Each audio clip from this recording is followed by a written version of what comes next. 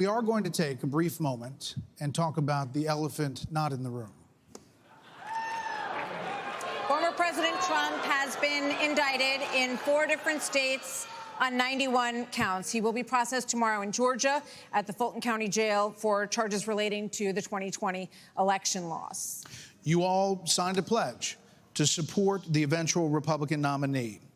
If former President Trump is convicted in a court of law, would you still support him as your party's choice? Please raise your hand if you would.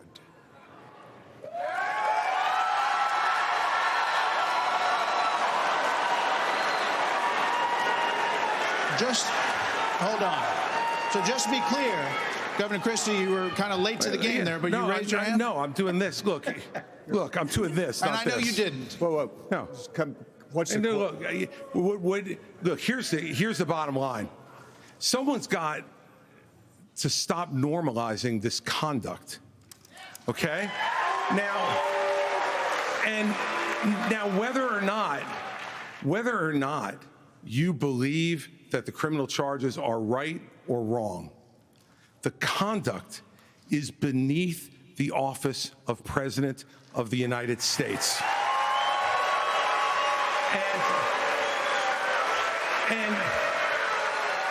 And you know, this is the great thing about this country. Booing is allowed, but it doesn't change the truth. It doesn't change the truth.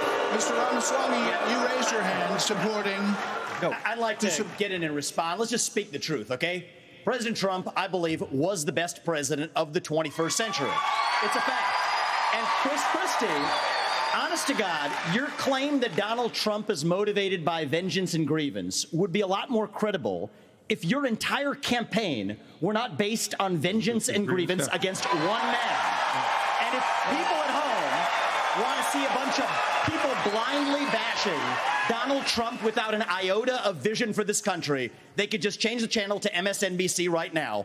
But I'm not running for president of MSNBC. I am running for president of the United States. We're skating on thin ice, and we cannot set a precedent where the party in power uses police force to indict its political opponents. It is wrong.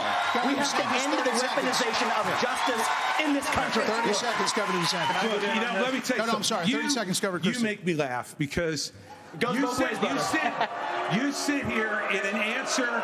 You sit here in an answer right. Hold on one second. You sit here in an answer.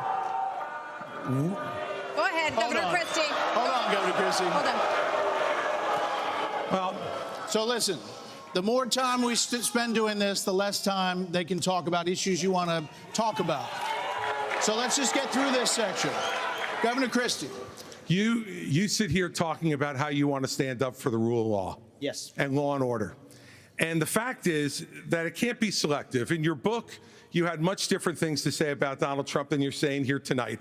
That's not true. Well, it is very true. That is not true. It's very true. I read it, because and I there's know. a difference between bad behavior and illegal behavior, Chris. And you, as a prosecutor, should know better. Yeah, you know what? I know a lot better. There's a difference between bad behavior. And I know a lot better than you do. You've never done it like you've never done anything to try to advance the interests of this government except to put yourself forward as a candidate tonight. And here's the thing. We've stood up for law and order. I did it as U.S. attorney. I did it as governor. And I am not going to bow to anyone when we have a president of the United States who disrespects the Constitution. He said, your MSNBC contributor. He said, these are politicized indictments, Martha, and we have to call out the truth. Martha, it's important to say that the president said, Donald Trump said, it's okay to suspend the Constitution.